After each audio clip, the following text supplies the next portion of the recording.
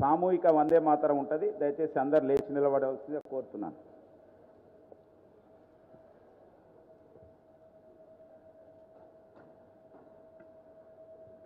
వందే మాతరం వందే మాతరం సుజలాం సుఫలాం మలయజ శీతలాం సస్యశ్యామలాం మాతరం వందే మాతరం శుభ్రజోష్ణ పులకితయామిని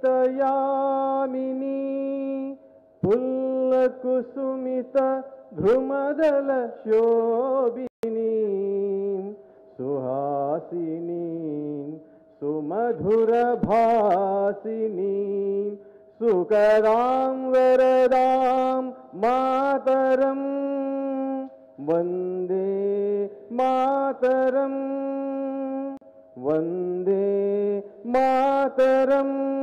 భారత్ మాతా key. ధన్యవాదాలు.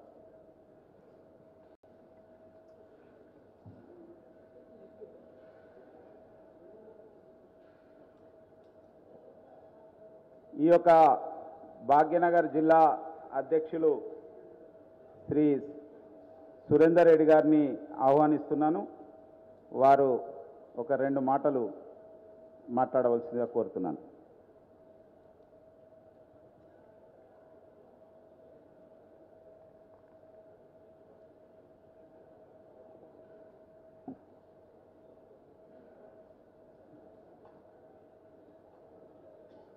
భారత్ మాతా key. Bharat మాతా key. గట్టిగా అనాలి అందరు కూడా. భారత్ మాతా కీ. భారత్ మాతా కీ. భారత్ మాతా కీ. ఈనాటి భారతీయ జనతా పార్టీ రాష్ట్ర కార్యవర్గ సమావేశంలో విచ్చేసినటువంటి ముఖ్యులు, రాష్ట్ర అధ్యక్షులు బండి సంజయ్ కుమార్ గారు, అదే రకంగా జాతీయ ప్రధాన కార్యదర్శి సునీల్ బన్సాల్ గారు, అరవింద్ మీనన్ గారు, డికే అరుణ గారు, జాతీయ ఉపాధ్యక్షురాలు డాక్టర్ లక్ష్మణ్జీ, రాజ్యసభ సభ్యులు, పార్లమెంట్ బోర్డు మెంబరు మురళీధరరావు గారు, మధ్యప్రదేశ్ ప్రభారి పొంగులేటి సుధాకర్ రెడ్డి గారు, జాతీయ ఎగ్జిక్యూటివ్ మెంబర్ ఈటల రాజేందర్ గారు, ఎన్ ఇంద్రసేనారెడ్డి గారు, మన యొక్క ఎమ్మెల్సీ అయినటువంటి ఏవిఎన్ రెడ్డి గారు, అదే రకంగా వేదిక పైన ఉన్నటువంటి ఎక్స్ఎంపీలు, ఎక్స్ఎమ్మెల్యేలు, అదే రకంగా భారతీయ జనతా పార్టీ యొక్క ప్రధాన కార్యదర్శులు, పదాధికారులు, ఈ యొక్క సమావేశానికి విచ్చేసినటువంటి ఎగ్జిక్యూటివ్ మెంబర్స్, స్పెషల్ ఇన్వైటీస్, జిల్లా అధ్యక్షులు, జిల్లా ఇన్ఛార్జెస్ అందరికీ కూడా నా యొక్క హృదయపూర్వక నమస్కారం. భాగ్యనగర్ జిల్లాలో ఈ యొక్క కార్యవర్గ సమావేశాన్ని ఏర్పాటు చేసేటువంటి అవకాశం భాగ్యనగర్కి ఇచ్చినందుకు నేను బండి సంజయ్ గారికి ప్రత్యేకమైనటువంటి ధన్యవాదాలు తెలియజేస్తున్నాను. భాగ్యనగర్కు ఈ 18 నెలల్లో మాకు 2 సార్లు ఈ యొక్క కార్యవర్గ సమావేశాన్ని నిర్వహించేటువంటి అవకాశం కల్పించింది రాష్ట్ర పార్టీ. భాగ్యనగర్ అనేది ఒక చారిత్రాత్మకమైనటువంటి నగరం. భాగ్యలక్ష్మి టెంపుల్ ఉన్నటువంటి ఈ యొక్క నగరంలో ఈ యొక్క భాగ్యనగర్ అనేది భాగ్యలక్ష్మి టెంపుల్ ద్వారానే ఈ యొక్క భాగ్యనగర్ అనేటువంటి పేరు నామకరణం చేయడం జరిగింది. 2020 సెప్టెంబర్లో ఈ యొక్క జిల్లా హైదరాబాద్, ఉమ్మడి హైదరాబాద్ నుండి ఒక జిల్లాగా ఏర్పడ్డ తర్వాత ఇక్కడ జరిగినటువంటి మున్సిపల్ ఎన్నికల్లో 4 కార్పొరేటర్లు ఇక్కడ నుండి గెలుపు విజయం దిశగా మనము మా యొక్క ప్రయాణం ముందుకు సాగించి 4 కార్పొరేటర్లు గెలవడం జరిగింది. రాబోయేటువంటి రోజుల్లో ఈ యొక్క భాగ్యనగర్లో ఉన్నటువంటి హైదరాబాద్ పార్లమెంట్ను కూడా మనం కైవసం చేసుకునే దిశగా మా యొక్క కార్యకర్తలందరూ కూడా కృషి చేస్తారని నేను మీ అందరికీ కూడా హామీ ఇస్తున్నాను. అదే రకంగా ఈ యొక్క హైదరాబాద్ పార్లమెంట్లో ఉన్నటువంటి 7 అసెంబ్లీలు ఉన్న 7 అసెంబ్లీలో కూడా మేము 4 గెలిచే దిశగా ప్రయత్నాలు చేస్తున్నాము. అదే రకంగా గెలుపు సాధిస్తామనేటువంటి నమ్మకాన్ని కూడా మీ అందరికీ రాష్ట్ర పార్టీకి నేను హామీ ఇస్తున్నాను. ఈ యొక్క చారిత్రాత్మకమైనటువంటి నగరమైనటువంటి భాగ్యనగర్, ఇందులో భాగ్యలక్ష్మి టెంపుల్ ఒక ప్రతిష్టాత్మకమైనటువంటి టెంపుల్. అదే రకంగా లాల్ దర్వాజాలో ఉన్నటువంటి అమ్మవారి టెంపుల్, లాల్ దర్వాజా అమ్మవారి టెంపుల్ కూడా చాలా బోనాలకు అదొక కేంద్రంగా, బోనాలు ఆ యొక్క బోనాల సంస్కృతి అక్కడి నుండే ప్రారంభమైంది కాబట్టి ఇది ఒక ముఖ్యమైన ప్రాంతంగా మేము సెలబ్రేషన్ జరుపుకుంటాము. అదే రకంగా ఈ యొక్క భాగ్యనగర్లో ఉన్నటువంటి అన్ని కమిటీస్ కూడా మేము పూర్తి చేయడానికి ఇప్పటికే చేశాము. ఇంకా మిగిలిపోయినటువంటి కమిటీస్ కూడా మేము పూర్తి చేసి భాగ్యనగర్ అనేది ఒక పటిష్టమైనటువంటి భారతీయ జనతా పార్టీ ఒక శక్తివంతమైన జిల్లాగా మేము తీర్చిదిద్దుతామని నేను రాష్ట్ర పార్టీకి హామీ ఇస్తూ మరొకసారి ఈ యొక్క అవకాశం కల్పించినటువంటి రాష్ట్ర పార్టీకి ధన్యవాదాలు తెలియజేస్తూ భారత్ మాతాకి జై.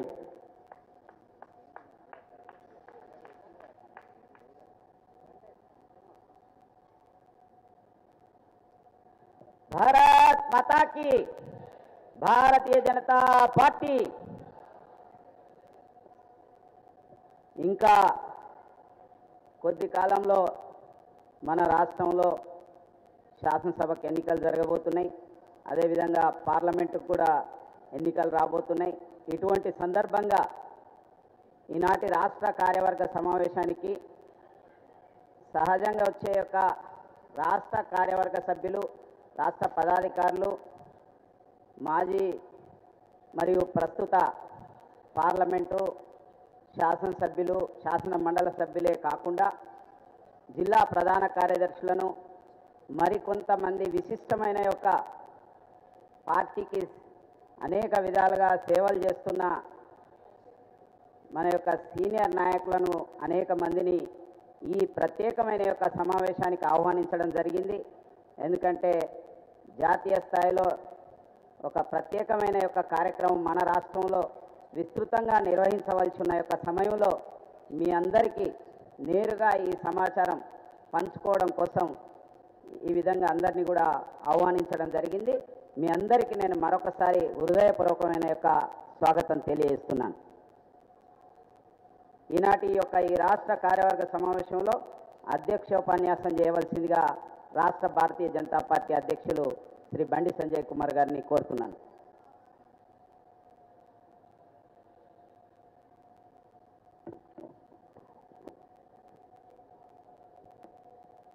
భారత్ మాతాకి.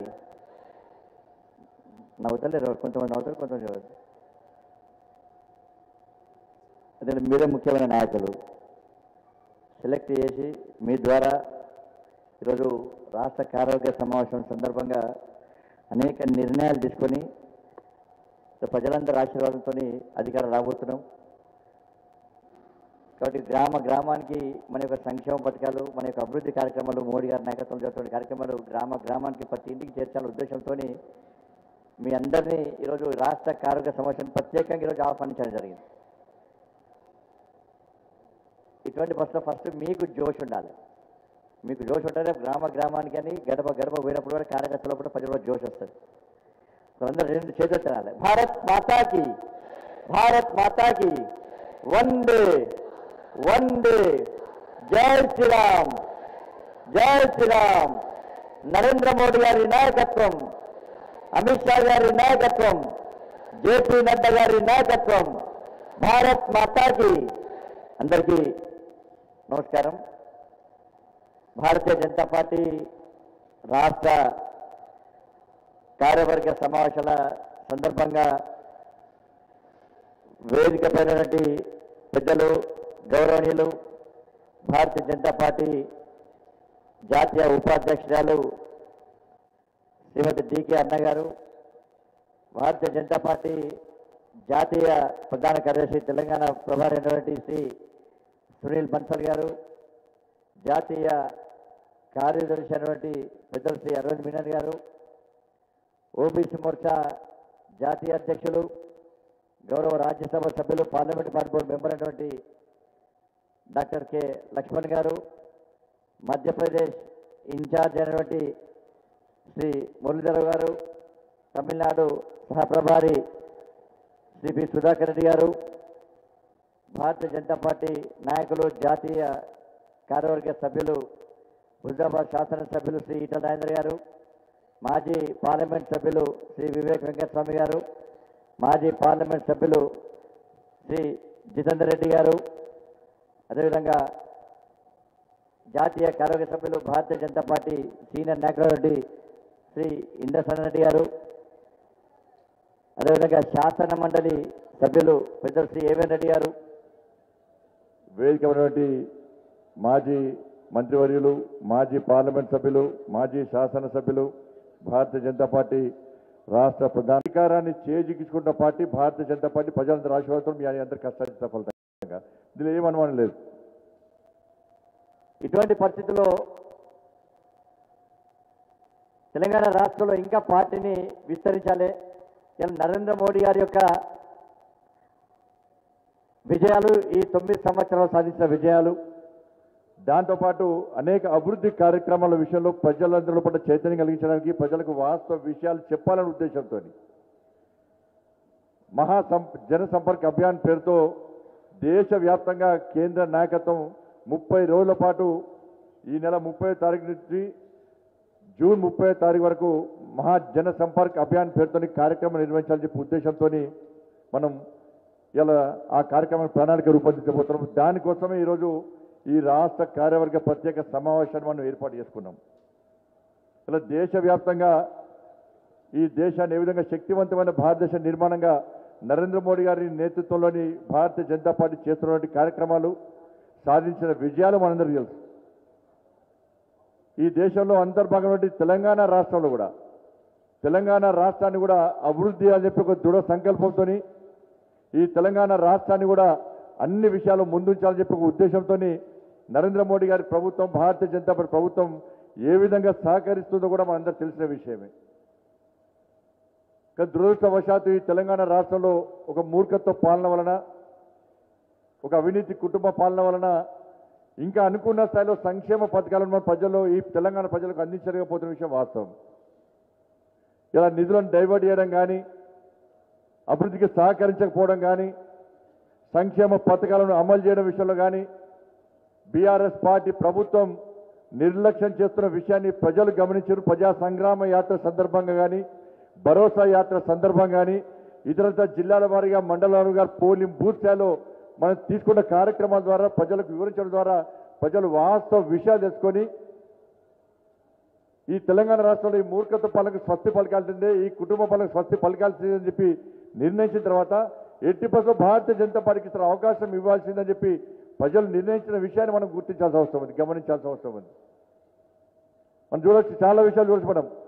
వాళ్ళు నరేంద్ర మోడీ గారు ఈ దేశ ప్రధాని అయిన తర్వాత, ఈ దేశంలో భారతీయ జనతా పార్టీ ప్రభుత్వం ఏర్పడిన తర్వాత ఇన్ని సంవత్సరాలు ఈ దేశాలైన కాంగ్రెస్ పార్టీ పాలనను, ఈ 9 సంవత్సరాల నరేంద్ర మోడీ గారి యొక్క పాలనను బేజు వేసుకున్న సందర్భంలో తిరిగి మన ఈ దేశంలో ఏర్పడాల్సింది నరేంద్ర మోడీ గారి ప్రభుత్వమే.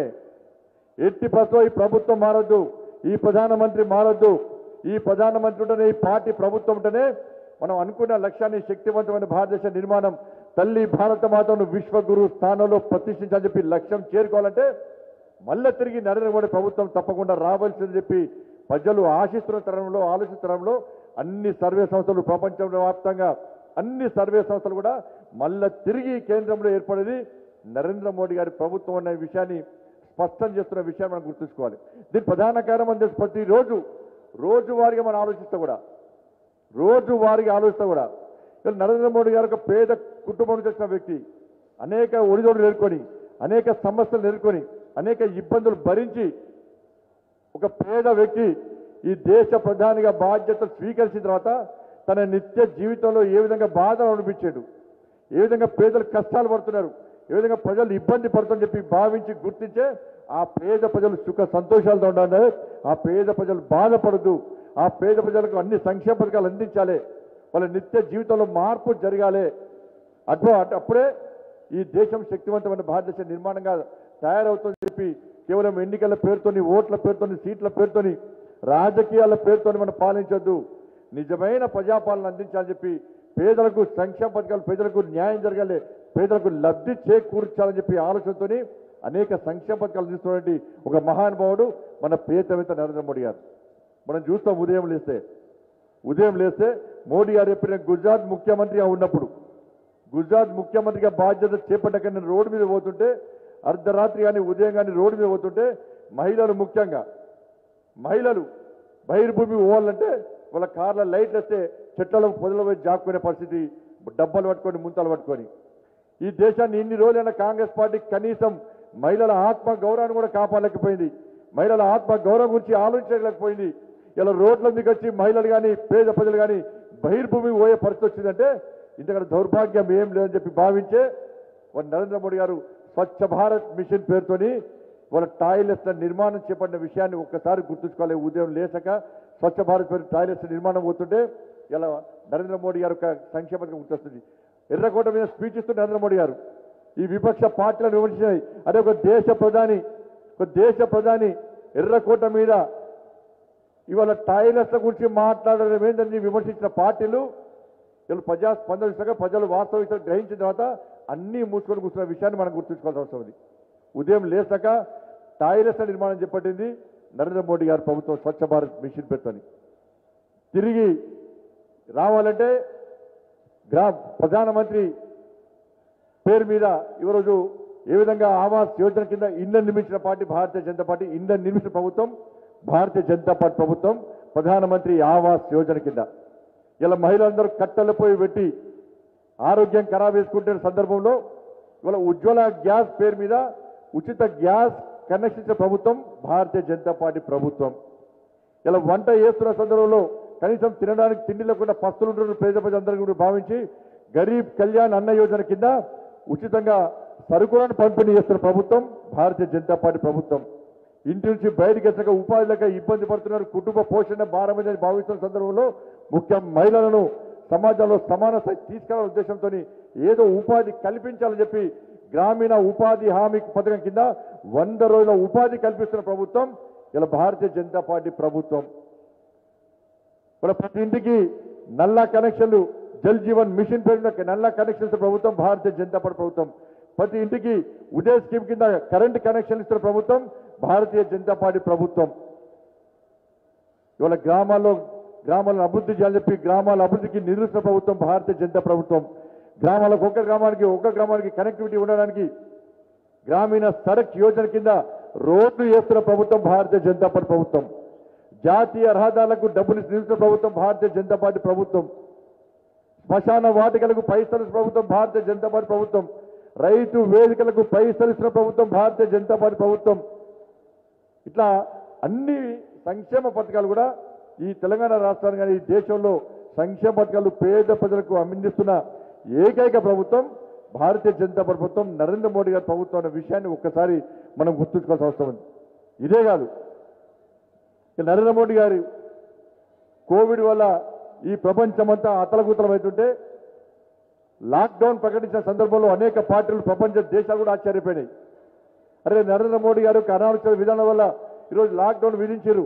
ఈ దేశం యొక్క ఆర్థిక పరిస్థితి పూర్తిగా నాశనం అవుతుంది, భారతదేశం పూర్తిగా వెనుకబడుతుంది, ఈ దేశాన్ని ఎవ్వరు కాపాడలేరు, ఇవాళ దేశ ప్రధాని తీసుకుని నేను తప్పని చెప్పి ప్రపంచ దేశాలు అనేక మంది వ్యక్తులు, ఈ దేశంలోని విపక్ష పార్టీలు కూడా నరేంద్ర మోడీ గారిని విమర్శించిన సందర్భంలో ఈ దేశ ప్రజల ప్రాణాలు కాపాడాలని చెప్పి ఆలోచనతో ఒక మంచి ప్రణాళికాబద్ధంగా మంచి ఆలోచనతో లాక్డౌన్ విధించి ఈ దేశ ప్రజలు కాపాడాలని వ్యక్తి మహానుభావుడు నరేంద్ర మోడీ అనే విషయాన్ని గుర్తుంచుకోవాలి. కేవలం లాక్డౌన్ విధించడమే కాదు, దాని తర్వాత కూడా కోవిడ్ నుంచి ప్రజలను కాపాడాలనే ఉద్దేశంతో 200 డోసులు, ఇవాళ 200 కోట్ల డోసులు వ్యాక్సిన్ డోసులు ఈ దేశ ప్రజలకు అందించి పేద ప్రజలను ఉచితంగా వ్యాక్సిన్ ఇప్పించి పేద ప్రజలను కాపాడండి మహానుభావుడు నరేంద్ర మోడీ గారు. ప్రపంచానికే కోవిడ్ వ్యాక్సిన్ ఇచ్చినటువంటి మహానుభావుడు నరేంద్ర మోడీ గారు ఈ దేశ పరిమాణ విషయాన్ని ఒక్కసారి మనం గుర్తుంచుకోవాల్సిన అవసరం ఉంది. వాళ్ళ లాక్డౌన్ తర్వాత కోవిడ్ వల్ల ఆర్థికంగా మేము అభివృద్ధి చెందిన దేశాలు చెప్పి శక్తివంతమైన దేశాలు చెప్పి అభివృద్ధి దేశాలు ఆర్థిక రంగంలో అతలాకుతలమవుతుంటే పూర్తిగా నీరాడిపోతుంటే ఈ దేశాన్ని లాక్డౌన్ విధించినప్పుడు కూడా ఈ దేశ ఆర్థిక వ్యవస్థను బలోపేతం చేయడమే కాకుండా 10వ స్థానంలో నుండి భారతదేశాన్ని ఆర్థిక రంగంలో ఇవాళ 5వ స్థానానికి తీసుకొచ్చి ప్రపంచమే ఆశ్చర్యపోయే విధంగా ఆర్థిక వ్యవస్థలో అభివృద్ధి చేసినటువంటి ప్రధానమైన వ్యక్తి మన దేశ ప్రధాని నరేంద్ర మోడీ గారు. ఆయన ప్రామిస్ చేసిన ఇంకా 2-3 సంవత్సరాల్లో ఈ ఆర్థిక వ్యవస్థలో భారతదేశాన్ని 5వ స్థానం నుంచి 3వ స్థానం తీసుకొస్తా. 2047 వరకు ఈ దేశానికి 100 సంవత్సరాలు స్వాతంత్రం వచ్చే వరకు వచ్చే ఆ సందర్భంలో ఈ దేశంలో ఈ ప్రపంచంలో భారతదేశాన్ని అభివృద్ధి రంగంలో నెంబర్ 1 స్థానానికి తీసుకురావడం లక్ష్యంగా పనిచేసినటువంటి ఒక గొప్ప వ్యక్తి నరేంద్ర మోడీ గారు అన్న విషయాన్ని ఒక్కసారి మనం గుర్తుంచుకోవాలి. ప్రపంచం ఆశ్చర్యపోతుంది దేశం యొక్క ఆర్థిక అభివృద్ధి చేసి ఈ విధంగా అనేక విజయాలు. 370 ఆర్టికల్ రద్దు చేసాం, అయోధ్యలో రామ మందిర నిర్మాణాన్ని ప్రారంభించడం, త్రిపుల్ తలాక్ను రద్దు చేసాం. ఇట్లా అనేక విషయాలు సాహసోపేతమైనటువంటి కఠిన నిర్ణయాలు తీసుకొని వీళ్ళు ఏమనుకుంటారు వాళ్ళు ఏమనుకుంటారు రాకుండా మనం దేశం కోసం పనిచేయాలి, పేద ప్రజల కోసం పనిచేయాలి, ఈ దేశాన్ని అభివృద్ధి చేయాలి లక్ష్యంతో పనిచేయాలని చెప్పి ఒక మంచి ఆలోచనతో కష్టపడి పనిచేస్తున్నటువంటి మహానుభావుడు నరేంద్ర మోడీ అన్న విషయాన్ని గుర్తుంచుకోవాలి. అనేక మాటలు బీఆర్ఎస్ పార్టీ కానీ కాంగ్రెస్ పార్టీ నాయకులు కానీ కొంతమంది వ్యక్తులు కానీ తెలంగాణ రాష్ట్రానికి కేంద్ర ప్రభుత్వం ఏం చేయలేదు, భారతీయ జనతా పార్టీ తిట్టడము, నరేంద్ర మోడీ గారు తిట్టడమే పనిగా ఉన్నటువంటి వ్యక్తులకు ఈ జన మహాసంపర్క అభియాన్ ద్వారా మనం గుణపాఠం చెప్పాల్సిన అవసరం ఉంది. వాస్తవ విషయాన్ని ప్రజలకు వివరించాల్సిన అవసరం ఉందని చెప్పి ఈ సందర్భంగా తెలియజేస్తూ మరి అనేక నిధులు ఈ తెలంగాణ రాష్ట్ర అభివృద్ధికి కేంద్ర ప్రభుత్వం ఇచ్చిన విషయాన్ని మనం గుర్తుంచుకోవాలి. మరి గ్రామీణ సదుపాయాల కల్పన కోసం 16,000 కోట్ల రూపాయలను కేంద్ర ప్రభుత్వం ఇచ్చింది. జాతీయ రహదారుల నిర్మాణం కోసం 1,10,000 కోట్ల రూపాయలను కేంద్ర ప్రభుత్వం తెలంగాణ రాష్ట్రానికి ఇచ్చింది. ఈ తెలంగాణ రాష్ట్రంలో రైతులు పండించిన ప్రతి గింజను కొనుగోలు చేయడానికి ధాన్యం కొనుగోళ్ల కోసం 1,04,000 కోట్ల రూపాయలను ఈ తెలంగాణ రాష్ట్రానికి కేంద్ర ప్రభుత్వం ఖర్చు చేసింది. రైల్వేల నిర్మాణం కోసం రైల్వేల అభివృద్ధి కోసం 35,000 కోట్ల రూపాయలు తెలంగాణ రాష్ట్రానికి కేటాయించింది. ఇవాళ గరీబ్ కళ్యాణ్ అన్న యోజన కింద 9,000 కోట్ల రూపాయలను ఇవాళ రేషన్ బియ్యం కోసం తెలంగాణ రాష్ట్రానికి కేటాయించింది. కిసాన్ సమ్మాన్ నిధి కింద 40 లక్షల మంది రైతులకు 8,000 కోట్ల రూపాయలు తెలంగాణ రాష్ట్రంలో రైతులకు కేటాయించింది కేంద్ర ప్రభుత్వం. నరేగా నిధుల కింద 20,000 కోట్ల రూపాయలు, 6,338 కోట్ల రూపాయలతో రామగుండం ఎరువుల ఫ్యాక్టరీని పునరుద్ధరించిన ప్రభుత్వం నరేంద్ర మోడీ గారి ప్రభుత్వం.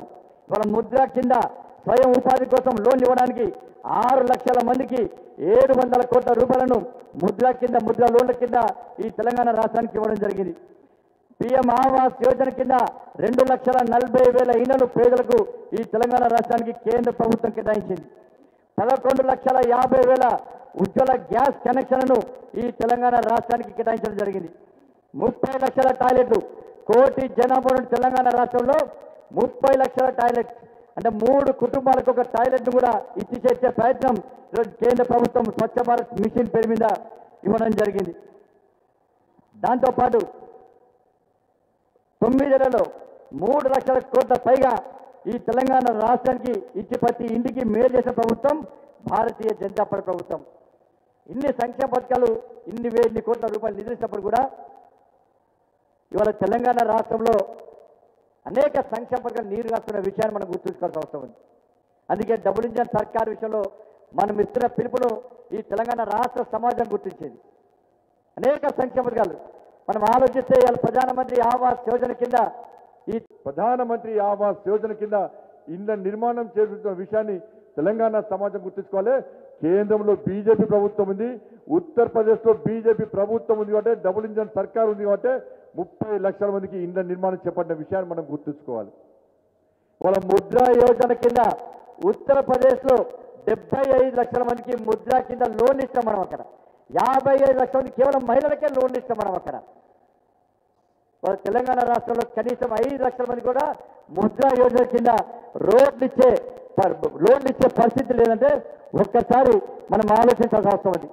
ఆయుష్మాన్ భారత్ కేంద్రంలో నరేంద్ర మోడీ ప్రభుత్వం అమలు చేసిన ప్రవేశపెట్టిన ఆయుష్మాన్ భారత్ను ఉత్తరప్రదేశ్లో నిక్కచ్చిగా నిర్భయంగా నిజాయితీతో అమలు చేసడం వల్ల ఇలా పేదలకు 5 లక్షలు విలువ చేసే వైద్యాన్ని అందించే ప్రయత్నం ఇలా ఉత్తరప్రదేశ్ జరుగుతుంటే తెలంగాణ రాష్ట్రంలో కేవలం కొన్ని ప్రభుత్వ హాస్పిటల్కి ఇచ్చి ఆయుష్మాన్ భారత్ నిధులను కూడా డైవర్ట్ చేసి ఆయుష్మాన్ భారత్ యొక్క సంక్షేమ పథకాన్ని నీరుగార్చే ప్రయత్నం ఈ తెలంగాణ రాష్ట్ర ప్రభుత్వం ఈ బీఆర్ఎస్ పార్టీ ప్రభుత్వం చేస్తున్న విషయాన్ని ఒక్కసారి మనం ఆలోచించాలి.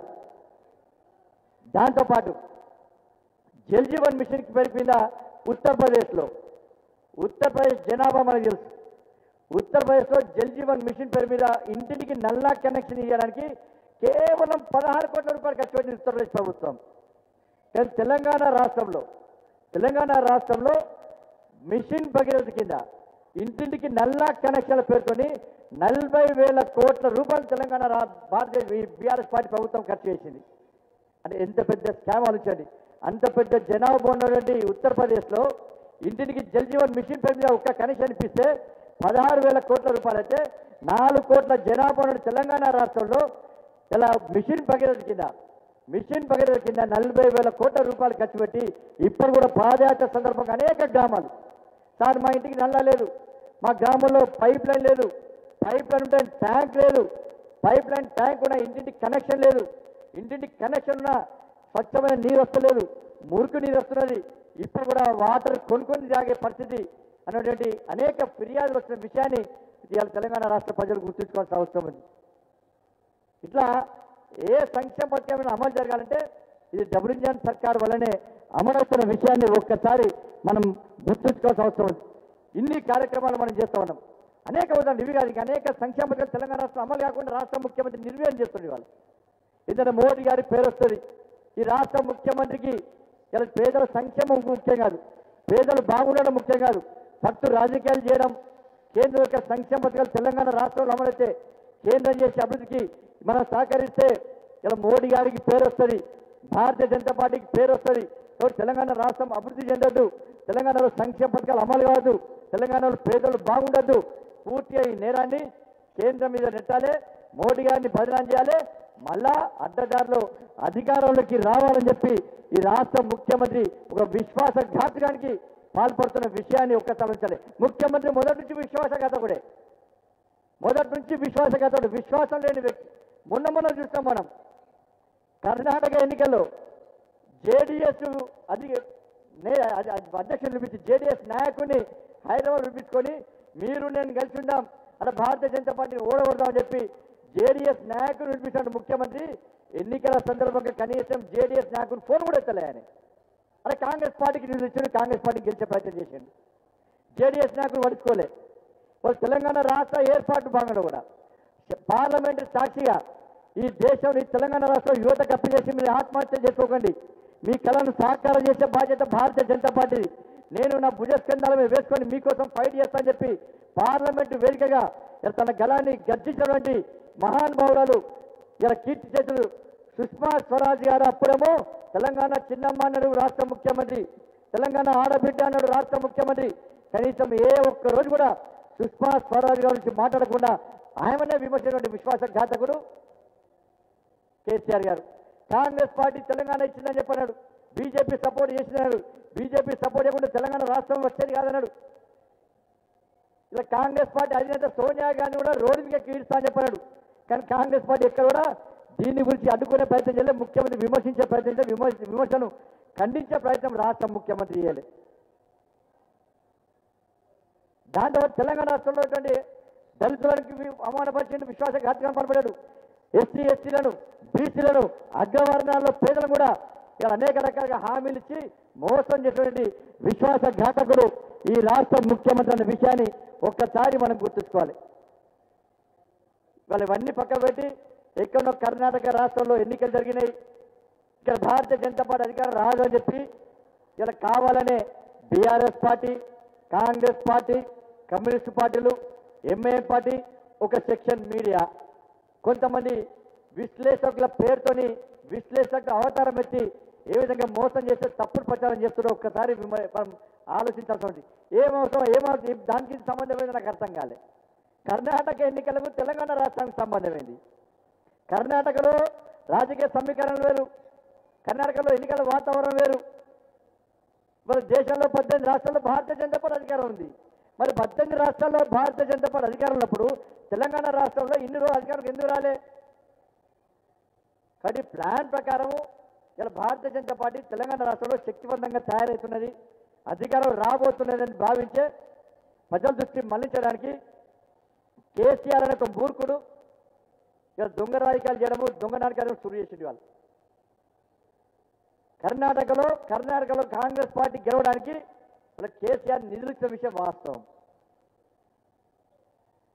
కేవలం బీజేపీ గ్రాఫ్ పెరుగుతుందని చెప్పి బీజేపీ గ్రాఫ్ను తగ్గించాలి అని చెప్పి ఒక ఆలోచనతోని రాష్ట్ర ముఖ్యమంత్రి ప్రయత్నిస్తాడు. కర్ణాటకలో భారతీయ జనతా పార్టీ ఓట్ బ్యాంక్ తగ్గలే. గతంలో 36% ఓటింగ్ పర్సెంటేజ్ మనకు వచ్చింది. ఈ మళ్ళీ 36% మనకు వచ్చింది. మళ్ళీ ఎక్కడ తగ్గలేమన్నది ఓట్ల సీట్ల ద్వారా తగ్గిందొచ్చు. కాంగ్రెస్ పార్టీకి సీట్ వచ్చింది, ప్రభుత్వం ఏర్పాటైంది, ఓటింగ్ పర్సెంటేజ్ పెరిగిందంటే అది జేడీఎస్ యొక్క ఓటింగ్ ఓట్లన్నీ కూడా కాంగ్రెస్ పార్టీకి మళ్ళించే ప్రయత్నం చేశారు. కలిసి జేడీఎస్ అధ్యక్షుడే కాంగ్రెస్ పార్టీకి ఓటేమన్నాడు, ఎంఏ పార్టీ నాయకుడే కాంగ్రెస్ పార్టీకి ఓటేమన్నాడు, ఎస్డిపిఐ పార్టీయే కాంగ్రెస్ పార్టీకి ఓటేమన్నారు, రాష్ట్ర ముఖ్యమంత్రి కాంగ్రెస్ పార్టీకి ఓటేమన్నారు. వీళ్ళందరూ కలిసి వస్తే కాంగ్రెస్ పార్టీ విజయం సాధించింది తప్ప బీజేపీ ఓటింగ్ పర్సెంటేజ్ తగ్గించే ప్రయత్నం చేసినప్పుడు కూడా అది సాధ్యం కాలేని విషయాన్ని ఒక్కసారి మనం గుర్తుంచుకోవాలి. తెలంగాణ రాష్ట్రంలో మీరు పేరు చూసుకో. తెలంగాణ రాష్ట్రంలో 2018లో జరిగిన శాసనసభ ఎన్నికల్లో మనం ఒక్క సీటే గెలిచినాం. దాని తర్వాత 2019లో జరిగిన పార్లమెంట్ ఎన్నికల్లో వాళ్ళ నలుగురు డాక్టర్ లక్ష్మణ్ గారి నేతృత్వంలో 4 పార్లమెంట్ సభ్యులను గెలిచాం మేము ఈ తెలంగాణ రాష్ట్రంలో. 2019లో కాంగ్రెస్ పార్టీ కేవలం 3 గెలిచింది. దాని తర్వాత జరిగిన దుబ్బాక ఎన్నికల్లో ఇంకా ఓటింగ్ పర్సెంటేజ్ పెరిగింది. ప్రజల ఆలోచన బీజేపీ మళ్ళింది. దుబ్బాకలో జరిగిన ఎన్నికల్లో భారతీయ జనతా పార్టీ విజయం సాధించింది. కాంగ్రెస్ పార్టీ డిపాజిట్ రాలేదు దుబ్బాకలో. దాని తర్వాత జరిగిన జిహెచ్ఎంసీ ఎన్నికల్లో 4 సీట్లున్న భారతీయ జనతా పార్టీ 48 కార్పొరేట్ స్థానాలు గెలుచుకున్నాం. 48. కాంగ్రెస్ పార్టీ కేవలం 2. అనేక స్థానాలు పోటీ చేయలే. బీఆర్ఎస్ పార్టీకి మనకు ఓట్ల శాతం కేవలం 6,000 ఓట్లు మాత్రమే ఫరక్. బీఆర్ఎస్కు బీజేపీకి కార్పొరేషన్ ఎన్నికల్లో కేవలం 6,000 ఓట్లు మాత్రమే ఫరక్ మనకు. 48 స్థానాలు గెలిచాం. కాంగ్రెస్ పార్టీ 2 స్థానాలు గెలిచింది. ఏ విధంగా ప్రత్యామ్నాయం కాంగ్రెస్ పార్టీ? దుబ్బాకలో డిపాజిట్ రాలేదు. ఏ విధంగా ప్రత్యామ్నాయం కాంగ్రెస్ పార్టీ? 3 పార్లమెంట్ స్థానాలు గెలిచింది, 4 పార్లమెంట్ స్థానాలు గెలిచాం. ఏ విధంగా కాంగ్రెస్ పార్టీ ప్రత్యామ్నాయం? తర్వాత జరిగిన హుజాబాద్ ఎన్నికల్లో భారీ మెజార్టీతో గెలిచాం. కాంగ్రెస్ పార్టీకి డిపాజిట్ రాలే. ఏ విధంగా కాంగ్రెస్ పార్టీ ప్రత్యామ్నాయం అవుతుంది? దాని తర్వాత జరిగిన మునుగోడు ఎన్నికల్లో కాంగ్రెస్ పార్టీకి డిపాజిట్ రాలే. ఏ విధంగా కాంగ్రెస్ పార్టీ ప్రత్యామ్నాయం అవుతుంది? భారతీయ జనతా పార్టీ ఓటింగ్ శాతం పెరిగింది. మొన్న జరిగినటువంటి శాసన మండలి ఎన్నికల్లో ఇలా ఏవే రెడ్డి గారు మెజార్టీతో గెలిచారు. కాంగ్రెస్ పార్టీకి క్యాండిడేట్ లేడు. ఏ విధంగా కాంగ్రెస్ పార్టీ ప్రత్యామ్నాయం తెలంగాణ రాష్ట్రంలో? ప్రజలు బీజేపీ గురించి ఆలోచిస్తున్నారు, బీజేపీని ఆదరిస్తున్నారు, భారతీయ జనతా పార్టీని ప్రత్యామ్నాయ పార్టీగా గుర్తిస్తున్నారు. 2018లో కాంగ్రెస్ పార్టీ 19 శాసనసభ్యులు గెలిచారు. ఇలా 12 మంది శాసనసభ్యులు హోల్సేల్గా బీఆర్ఎస్ పార్టీలో చేరారు. ఇంకా 4 ఉన్నారు. 4, 3 రోడ్లు పెట్టుకున్నారు. 4 స్తంభాల ఆట లెక్కున్నది. ఒక్క ఆయన మాత్రం చౌరస్తాలు నిలబడ్డాడు. ఆయన అటు వల్ల ఇటు వల్ల ఆలోచిస్తున్నాడు, ఆయన ఊడబోతాడు. కేవలం 4 మిగిలిన కాంగ్రెస్ పార్టీకి. మీ పార్టీని నమ్మి, కాంగ్రెస్ పార్టీని నమ్మి, టీఆర్ఎస్ పార్టీకి ప్రత్యామ్నాయం నమ్మి 19 శాసనసభ్యులను గెలిపిస్తే ఉన్న వాళ్ళందరూ కూడా వేది బీఆర్ఎస్ పార్టీ వేరు. దానివల్లనే ఈ తెలంగాణ రాష్ట్రంలో కాంగ్రెస్ పార్టీలో ప్రజలకు విశ్వాసం లేకుండా పోయింది. కాంగ్రెస్ ఓటేస్తుంది, బీఆర్ఎస్ పార్టీకి ఓటేస్తారని చెప్పి భావిస్తున్నారు. అది భావించడం వల్లనే కాంగ్రెస్ అధినాయకత్వం ఎట్టి బస్సులో మేము అలయన్స్ పెట్టుకుంటామని చెప్పి ఒక నిర్ణయానికి వచ్చింది బీఆర్ఎస్ పార్టీ, కాంగ్రెస్ పార్టీ కలిసి. ఇది మనం చెప్పి కాదు, వెంకటరెడ్డి గారు చెప్పారు. మేము బీఆర్ఎస్ కలిసి పోటీ చేస్తున్నాం, కలిసి అధికారాన్ని పంచుకునే ప్రయత్నం చేస్తున్నాం. కానీ సాధ్యం అవుతుందా కదా చూస్తాం. జానారెడ్డి గారు చెప్పారు కాంగ్రెస్ బీఆర్ఎస్ కలిసి పోటీ చేస్తామని చెప్పి. చాలా మంది నాయకులు వ్యతిరేకిస్తున్నారు. ఇన్ని ఉదాహరణలప్పుడు బీఆర్ఎస్ పార్టీకి వ్యతిరేకంగా భారతీయ జనతా పార్టీ ఉంటుంది తప్ప ఇవాళ కాంగ్రెస్ పార్టీ ప్రత్యామ్నాయాన్ని చూపెట్టే ప్రయత్నం తెలంగాణ రాష్ట్రంలో భారతీయ జనతా పార్టీ యొక్క శక్తితలను ఓర్వలేక తట్టుకోలేక కాంగ్రెస్ పార్టీని లేపే ప్రయత్నం ఇలా సాక్షాత్తు రాష్ట్ర ముఖ్యమంత్రి చేస్తున్నాడు. అందుకే మీడియా యాజమానికి మళ్ళీ విజ్ఞప్తిస్తారు, భారతీయ జనతా పార్టీ మీడియాని గౌరవిస్తాం, జర్నలిస్ట్ అంటే గౌరవం, మీడియా అంటే గౌరవం, విశ్లేషకులు అన్న గౌరవమే. కానీ దయచేసి వాస్తవ విషయాలు ప్రజలు వివరించే ప్రయత్నం చేయండి. ఈ తెలంగాణ రాష్ట్రంలో ఎక్కడ ఉప ఎన్నికలు జరిగిన భారతీయ జనతా పార్టీ గెలుస్తుంది, టీఆర్ఎస్ పార్టీని ఎదుర్కొనే పార్టీ భారతీయ జనతా పార్టీ ప్రజలు భావిస్తున్నారు. శక్తివంతంగా భారతీయ జనతా పార్టీ పోలింగ్ బూత్ స్థాయిలో మేము శక్తివంతంగా ఉన్నాం. ప్రతి అసెంబ్లీ నియోజకవర్గంలో పోటాపోటీగా అభ్యర్థులు మాకు ఒక ప్లాన్ ప్రకారం అభ్యర్థులు లేరని కాంగ్రెస్ పార్టీ శక్తివంతంగా ఉందని చెప్పి కాంగ్రెస్ పార్టీ శక్తివంతంగా కార్పొరేషన్లో ఎందుకు గెలవలే? అరే వరంగల్ ఎన్నికలు కూడా కాంగ్రెస్ పార్టీ అడ్రస్ గెలించండి, మేము గెలిచాం మెజార్టీ సీట్లు. నిజామాబాద్ కార్పొరేషన్లో కాంగ్రెస్ పార్టీ అడ్రస్ గెలించండి, మేము గెలిచాం కార్పొరేషన్ సీట్లు. కరీంనగర్లో కాంగ్రెస్ పార్టీ ఎన్ని గెలిచింది, భారతీయ జనతా పార్టీ కార్పొరేషన్ ఎంతమంది గెలిచి ఆలోచించండి ఒకసారి. స్థానిక సంస్థల ఎన్నికలైనా శాసనసభ ఎన్నికలైనా కూడా శాసన మండలి ఎన్నికైనా కూడా గెలిచేది భారతీయ జనతా పార్టీ. బీఆర్ఎస్ పార్టీకి ప్రత్యామ్నాయంగా ప్రజలు గుర్తించే పార్టీ భారతీయ జనతా పార్టీ. ఇటువంటి పరిస్థితుల్లో ఏమీ లేని కాంగ్రెస్ పార్టీ, క్షేత్రస్థాయిలో లేని కాంగ్రెస్ పార్టీ, వాళ్ళు తన్నుకుంటున్న కాంగ్రెస్ పార్టీ, ఈ దేశంలో లేని ఢిల్లీలో లేని గల్లీలోని కాంగ్రెస్ పార్టీని కాంగ్రెస్ పార్టీ గ్రాఫ్ పెంచడానికి మీరందరూ ప్రయత్నిస్తే అది సాధించలేదు. మీ మీద విశ్వాసం ప్రజలకు పోయిన ప్రమాదం ఉంది కాబట్టి వాస్తవ విషయాన్ని ప్రజలు విడిచిపెట్టండి. ఏం చేస్తుంది కేసీఆర్? ఇవాళ భారతీయ జనతా పార్టీ వస్తాలంటే కాంగ్రెస్ పార్టీ క్యాండిడేట్ కూడా కేసీఆర్ డిసైడ్ చేస్తున్నాడు. ఎక్కడైతే వాస్తవ విషయం కూడా ఎక్కడైతే బీఆర్ఎస్ పార్టీ క్యాండిడేట్స్ వీక్ ఉన్నారో అక్కడ రాజగోపాల్ గారు స్వాగతం పైకి రండి. అక్కడ కాంగ్రెస్ పార్టీ క్యాండిడేట్లను ప్రోత్సహించే ప్రయత్నం కేసీఆర్ చేస్తున్నాడు. బీఆర్ఎస్ పార్టీ వీకుడు శాసనసభ స్థానంలో భారతీయ జనతా పార్టీ క్యాండిడేట్ స్ట్రాంగ్గా ఉన్నటువంటి శక్తివంతంగా ఉన్న ప్రాంతాల్లో ముఖ్యమంత్రి కాంగ్రెస్ పార్టీ క్యాండిడేట్స్కు ఆయనే డిసైడ్ చేసి పాకెట్ మనీ పేరుతోని 100 కోట్లు 1000 కోట్లు ఇచ్చే ప్రయత్నం రాష్ట్ర ముఖ్యమంత్రి చేస్తున్న కాంగ్రెస్ పార్టీ నాయకులు గ్రహించాలి. ఫస్ట్ మా మునుగోలులో నేనే మాట్లాడుకున్న రాజగోపాల్ గారు, మేము మునుగోలులో కాంగ్రెస్ పార్టీ తరఫున పైసలు వంచింది కాంగ్రెస్ పార్టీ. ఓటుకు 1500 ఇచ్చిన పార్టీ బీఆర్ఎస్ పార్టీ, ముఖ్యమంత్రి మంచి మునుగోలు. కాంగ్రెస్ పార్టీ అభ్యర్థి పరేషాన్ అయింది. అరే మా పార్టీ పైసలు 4 కూడా ఎట్లా వంచారు, ఎవరు వంచుతారు అని చెప్పి టీఆర్ఎస్ పార్టీ మంత్రి ఒక మీడియా మిత్రుతో అన్నాడు, అరే కాంగ్రెస్ పార్టీ చాచరించలేదా, మేము బీఆర్ఎస్ పార్టీ వాళ్ళము నిన్ననే 10-20 కోట్ల రూపాయలు ఇచ్చినాము, పంచనాన్ని చాచలో గెలువనా గెలేదా వాళ్ళకు, మేము ఇచ్చిన పైసలు జేబులలో ఉనిపుకుంటారు కాంగ్రెస్ పార్టీ వాళ్ళు. ఇంత ప్రకృతి పడతారు కాంగ్రెస్ పార్టీ వాళ్ళు. అందుకే కాంగ్రెస్ పార్టీ నాయకులు పైసలు ఇస్తాము, మేమే స్వయంగా వస్తున్నామని చెప్పి ఇలా బీఆర్ఎస్ కాంగ్రెస్ పార్టీ అభ్యర్థి తరఫున మునుగోలు పైసలు వంచడానికి నీచ సంస్కృతి తెలియని పార్టీ బీఆర్ఎస్ పార్టీ అనే విషయాన్ని ఒక్కసారి మీరు గుర్తుంచాల్సింది మీ అందరికీ విజ్ఞప్తి చేస్తూ, తప్పకుండా తెలంగాణ రాష్ట్రంలో భారతీయ జనతా పార్టీ సింగిల్గా పోటీ చేస్తాం, మెజార్టీ సాధిస్తాం. ఈ విలన్లు వీళ్ళందరూ కూడా ఇలా సినిమాలో మనం చూస్తాం, ఇలా సినిమాలో మంచి విలన్లు వాళ్ళందరూ అన్ని ఏ పాత్ర వేసినా కూడా ఇలా ప్రజలను ఆనందానికి గురి చేసి ఒక మంచి ఆలోచనతో మంచి నటులుగా పేరు పొందినటువంటి ఒక 3 వ్యక్తులు, రావుగోపాలరావు గారు, అల్లు రామలింగ గారు, కైకల సత్యనారాయణ గారు, వాళ్ళ సినిమాల యాక్టర్స్. ఇవాళ తెలంగాణ రాష్ట్రం కూడా ఇవాళ హీరోలకే బీజేపీ వస్తున్నది. ఇలా విలన్ పాత్ర పోషించేది వాళ్ళ రావుగోపాలరావు పాత్ర పోషిస్తున్నది బీఆర్ఎస్ పార్టీ రాష్ట్ర ముఖ్యమంత్రి. అల్లు రామలింగ పాత్ర పోషిస్తున్నది కాంగ్రెస్ పార్టీ.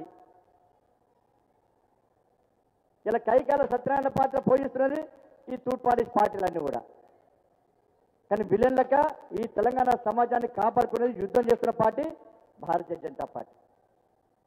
ఇటువంటి పరిస్థితుల్లో మనము ఈ తెలంగాణ రాష్ట్రంలో ప్రజలను ఆదుకోవడానికి ప్రజల కష్టాలు చేసుకొని మనం ఎట్టిపట్ల భారతీయ జనతా పార్టీ ప్రభుత్వం తెలంగాణ రాష్ట్రంలో ఏర్పడ్డ వెంటనే పేదలందరికీ ఉచితంగా వైద్యం కల్పిస్తామని చెప్పి హామీ ఇచ్చిన మనం గ్రామానికి మనం చెప్పాల్సిన అవసరం ఉంది. నాయకులు కానీ కార్యకర్తలు కానీ ప్రతి ఇంటికి తెలిసి చెప్పాల్సిన అవసరం ఉంది.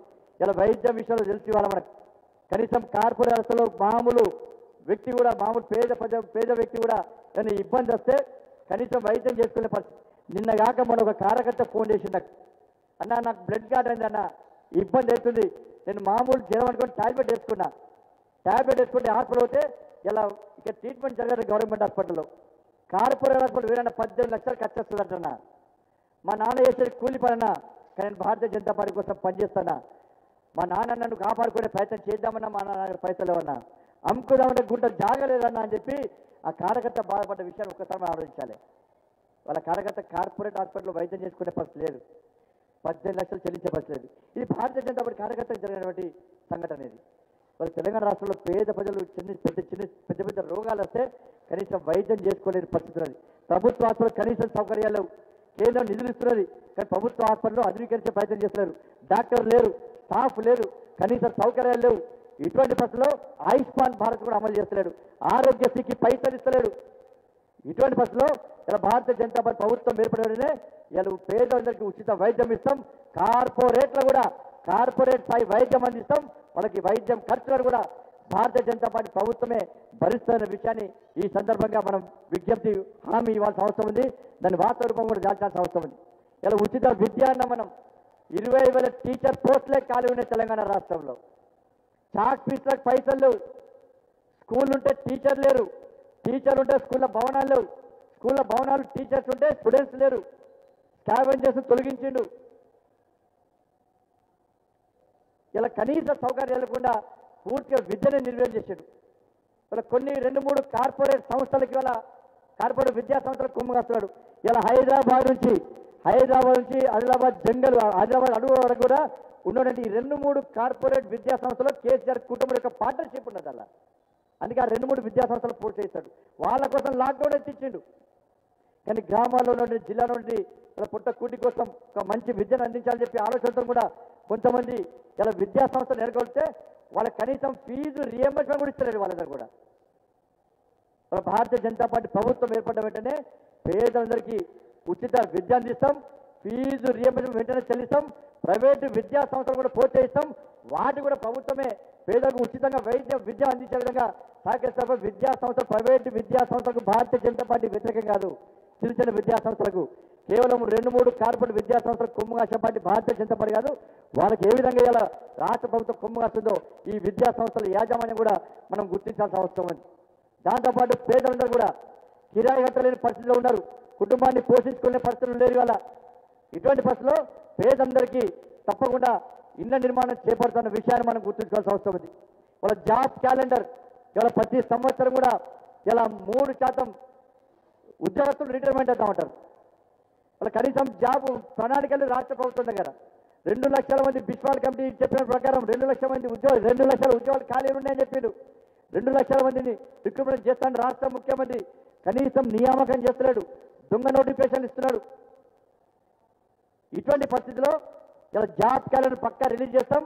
తప్పకుండా నియామకాలను ఇతర రాష్ట్రాలు వేస్తున్నాయో ప్రతి సంవత్సరం కాలం ముందే తప్పకుండా రిక్రూట్మెంట్ విషయంలో ఒక ప్రణాళికాబద్ధంగా నియామకం చేస్తామని చెప్పి ఈ సందర్భంగా మనం హామీ ఇవ్వాల్సిన అవసరం ఉంది. తప్పకుండా భారతీయ జనతా పార్టీ ప్రభుత్వం వస్తే 2 లక్షల ఉద్యోగాల నియామక ప్రక్రియను తప్పకుండా ప్రారంభిస్తాం. ఇలా నిరుద్యోగులకు న్యాయం చేసే ప్రయత్నం భారతీయ జనతా పార్టీ చేస్తున్న విషయాన్ని మనం గుర్తుంచుకోవాల్సిన అవసరం ఉంది. అదే ఫసల్ బీమా యోజన మొన్ననే అకాల వర్షాల వల్ల వడగళ్ల వాన వల్ల రైతులు నష్టపోయారు. 8 సంవత్సరాలు 9 సంవత్సరాలు రాష్ట్ర ముఖ్యమంత్రి ఒక్క కుటుంబాన్ని కూడా కనీసం ఒక్క పైసా అయ్యలే. మొన్న ఎన్నికల సంవత్సరం చెప్పి రామడుగు వేలు, కరీంనగర్ జిల్లా రామడుగు లక్ష్మీపూర్ వేలు నష్టపోయిన రైతులకు ఒక్కొక్క కుటుంబానికి 10,000 రూపాయలు నష్టపరిహారం ఇస్తాడు. సమీక్ష అన్నాడు, సర్వే అన్నాడు, నివేదిక అన్నాడు. ఇంతవరకు కూడా ఒక్క కుటుంబానికి కూడా 10,000 రూపాయలు ఇచ్చిన దాఖలాలు ఉన్న విషయాన్ని గుర్తుంచుకోవాల్సిన అవసరం ఉంది. ఇలా ఫసల్ బీమా ఈ తెలంగాణ రాష్ట్రంలో అమలు చేస్తే నువ్విచ్చే కాదు వాళ్ళకి ఆటోమేటిక్గా న్యాయం జరిగే అవకాశం ఉంది. రైతులు నష్టపడుతున్నారు. నరేంద్ర మోడీ గారి ప్రభుత్వం సబ్సిడీ ఇస్తున్న ఒక్కొక్క ఎకరానికి 30,000 యొక్క సబ్సిడీ పేరు మీద కిసాన్ సమ్మాన్ నిధి కానీ ఏదో ఒక న్యాయం చేసే ప్రయత్నం కేంద్ర ప్రభుత్వం నరేంద్ర మోడీ ప్రభుత్వం ఒక్క ఎకరానికి 30,000. ఈసారి పెట్టుబడి ఎక్స్ట్రా అయింది రైతులకు. నష్టపోయిన విలువలాడుతున్న రైతులందరూ కూడా రాష్ట్ర ముఖ్యమంత్రి ముందే కొనుగోలు ప్రారంభిస్తే ఇవాళ ఈ ఇబ్బంది వచ్చేది కాదు. కాబట్టి భారతీయ జనతా పార్టీ ప్రభుత్వం తెలంగాణ రాష్ట్రంలో ఏర్పడ్డ వెంటనే ఫసల్ బీమా యోజన కూడా అమలు చేసే ప్రయత్నం చేస్తామని చెప్పి ఈ సందర్భంగా తెలియజేస్తూ, అందుకే తెలంగాణ రాష్ట్రంలో ప్రజలను కాపాడుకునే విధంగా మనం అనేక రకాల కార్యక్రమాలు నిర్వహిస్తున్నాం. జూన్ 2 నుంచి మన రాష్ట్ర ముఖ్యమంత్రి కొత్త దుకాణం తెరిచి చేయాలా. జూన్ 2 నుంచి 21 రోజుల పండుగ నిర్వహిస్తారట. ఏం పండుగ నిర్వహిస్తావు? 4 కోట్ల మంది ప్రజలు ఇలా కష్టపడి తెలంగాణ రాష్ట్రాన్ని సాధించుకుంటే కేవలం నలుగురు మాత్రమే రాజ్యం వెళ్తున్నారు, నలుగురికి మాత్రమే న్యాయం జరుగుతున్నది. ఉద్యోగాలు లేక నలుగురికి అలా ఆ కుటుంబాన్ని మాత్రం ఇబ్బంది న్యాయం అలా వేల కోట్ల రూపాయలు సంపాదించుకుంటారు. పేదల బతుకులు బర్బాదైపోయినాయి. కేవలం ఒక్క కుటుంబం కోసం కాదు తెలంగాణ రాష్ట్రాన్ని సాధించుకున్నారు. కాబట్టి మళ్ళీ ఒకసారి మాయమాటలతో మోసం చేసే ప్రయత్నం ఈ రాష్ట్ర ప్రభుత్వం, రాష్ట్ర ముఖ్యమంత్రి చేస్తుంది. కాబట్టి ఈ తెలంగాణ రాష్ట్రంలో ఎట్టి పరిస్థితుల్లో భారతీయ జనతా పార్టీ ప్రజలందరూ ఆశీర్వాదంతో కార్యకర్తలకు కష్టార్జితంగా ఎట్టి పరిస్థితుల్లో ఎప్పుడు ఎన్నికలు జరిగినా కూడా సింగిల్గా భారతీయ జనతా పార్టీ అధికారులకు వచ్చి తీర్చది. ఎట్టి పరిస్థితుల్లో ఈ కుటుంబ పాలన, ఈ అవినీతి పాలన, ఈ నియంత పాలన, ఈ నిజాం పాలన ఎట్టి పరిస్థితుల్లో అడ్డుకున్నాం. ఈ తెలంగాణ రాష్ట్రంలో నరేంద్ర మోడీ గారి నేతృత్వంలోని భారతీయ జనతా పార్టీ ప్రభుత్వం డబుల్ ఇంజన్ సర్కారు ఈ తెలంగాణ రాష్ట్రంలో రావాల్సిందే. రామరాజ్యం రావాల్సిందే. కొలువులు రావాలంటే ఇక్కడ కమలం రావాల్సిందే. మీకు ఉద్యోగాలు రావాలన్నా, మీకు ఉపాధి దొరకాలన్నా, రైతులకు న్యాయం జరగాలన్నా, ఉద్యోగులకు ఫస్ట్ స్టాండర్డ్ జీతాలు రావాలన్నా, ఉద్యోగులకు ప్రమోషన్ రావాలన్నా, విద్య, వైద్యం, ఇలా ఇల్లు రావాలన్నా కూడా ఇలా ఈ తెలంగాణ రాష్ట్రంలో భారతీయ జనతా పార్టీ ప్రభుత్వం రావాల్సిందని చెప్పి ప్రజలు భావిస్తున్న సందర్భంలో ఆ దిశగా అందరం కలిసికట్టుగా ముందుకు సాగుదని చెప్పి మీ అందరికీ విజ్ఞప్తి చేస్తూ ముగిస్తున్నాను. భారత్ మాతాకి జై. జై శ్రీరామ్.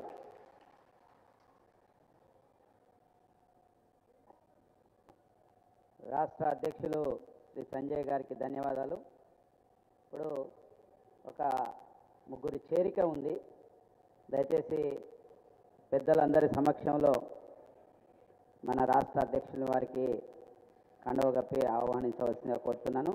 శ్రీమతి సుష్మిత గారు, మన యొక్క మాజీ మంత్రివర్యులు డాక్టర్ శంకర్రావు గారు వారి కూతురు, విద్యాధికురాలు, వారిని వేదికపైకి రావాల్సిందిగా కోరుతున్నారు. వారు భారతీయ జనతా పార్టీలో చేరుతున్నారు.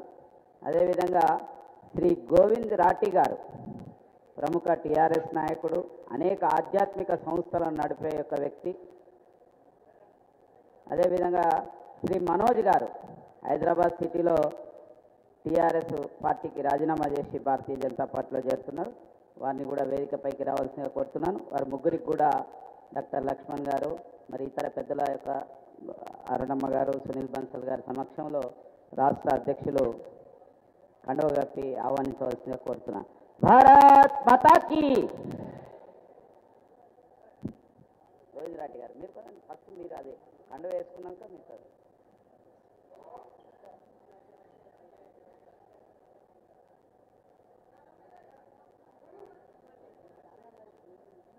ఆ జిల్లా అధ్యక్షురాలు పాండు యాదవ్ గారు.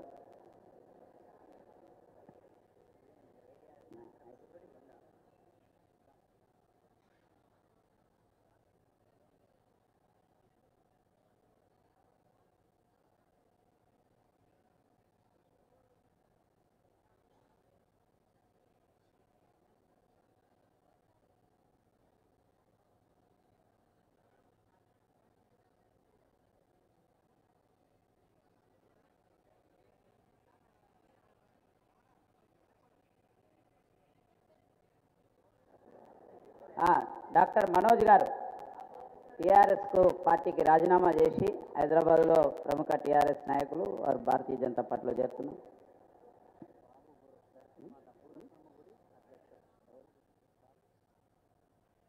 శ్రీ బాబు గురుగారు భూలక్ష్మి మాత అధ్యక్షులు, వారు భారతీయ జనతా పార్టీలో చేరుతున్నారు.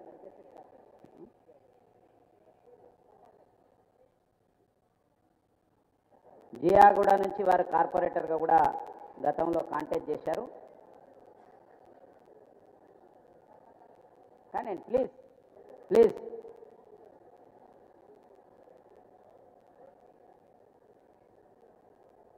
మిగతా చేరికల తర్వాత రాటిజీ మీరందరూ కూడా మీ యొక్క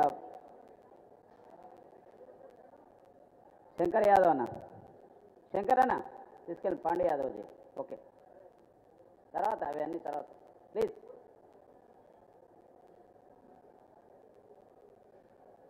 ఇప్పుడు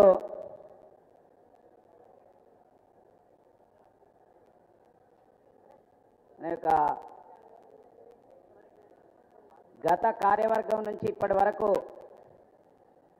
తెలంగాణలో ప్రముఖులు కానీ మన పార్టీ కార్యకర్తలు కానీ నాయకులు కానీ మరణించిన వాళ్ళు ఉంటే వారికి సంతాపం తెలిపే యొక్క తీర్మానాన్ని ప్రవేశపెట్టవలసిందిగా మన రాష్ట్ర అధికార ప్రతినిధి శ్రీ సంగప్ప గారిని కోరుతున్నాం. హలో, నా మీడియా మిత్రులకు ధన్యవాదాలు.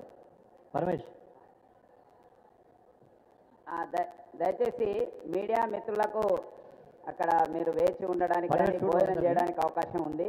పరమేష్ మిగతా యొక్క స్పోక్స్ పర్సన్స్ అందరినీ వారిని తీసుకెళ్లవలసిందిగా కోరుతున్నాం.